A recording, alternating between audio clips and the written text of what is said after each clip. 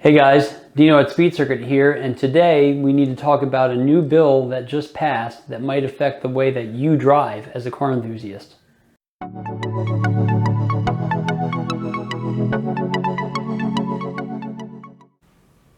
Now, part of the new infrastructure bill just passed by President Biden included some verbiage that I'm not really a fan of. It talks about passively monitoring the performance of a driver of a motor vehicle to accurately identify whether that driver may be impaired. I don't like those words, but what do those words mean to you? Let's talk about it. So the first problem I have with this is that I feel like it infringes on my rights of privacy. We already have enough issues with these things monitoring everything that we do. Now we're going to have something monitoring how we drive.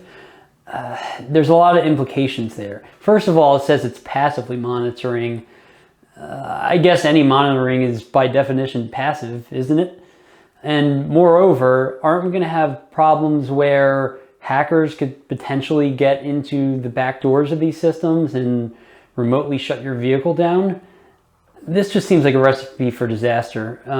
It's a lot of power that could potentially land in the wrong hands. Now listen, I understand the positive sides of it. If someone's impaired, lives could be saved because you could have situations where a drunk driver doesn't have the opportunity to crash into innocent victims, and I myself was a victim of that once, and it's not fun. But at the end of the day, freedoms are important, and it's the founding idea of this nation. So another obvious problem I see with this situation is what constitutes as driving as impaired, or the system detecting you driving as impaired. Is it you crossing the lines without using a signal? Is it the car kind of getting thrown around a little bit? I mean, I might do some fun things on back roads in my car that might constitute as being impaired according to a system. And I certainly do these types of things at autocross or racing events. So where does it end? And how is it going to differentiate whether you're on a private road or on a highway? Is it going to have GPS integrated into it? And if so, now I have my car tracking everywhere I go. And that's just another problem on top of this. So I really don't like this. I mean, again, it can do some good, but the road to hell is paved with good intentions. And here's another problem. Say I loan my car to my friend, and for some reason he gets it disabled from having fun or whatever. Well, now I go to retrieve my car and it won't start for me either because it's been disabled. Another thing is, who has the authority to re-enable the car? So anyway, back to this hypothetical scenario. How does the car know who is responsible for disabling it in the first place? Is there going to be some kind of weight sensor on the seat? Is it going to use the airbag sensor in order to note the difference in weight between me and my friend who might be borrowing the car and assume that maybe I'm safe because I weigh a different amount than my friend? Or will people try to spoof that if they know that's how the system works? Or is there going to be some kind of camera in the car that's going to watch to see who's driving it at any point in time?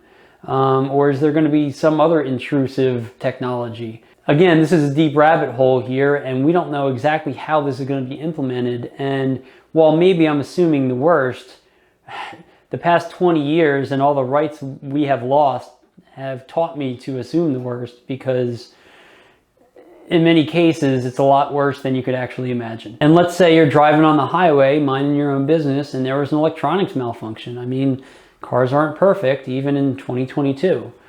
What if this car stops in the middle of the highway and you get rear-ended? Now what? Who's liable for that? The manufacturer of the car? You as the driver? The government for demanding the system to be implemented? And is it only the US model cars, or is this going to spread all over the world? Because, well, we're already putting it in the car. Is the EU going to adopt this nonsense next?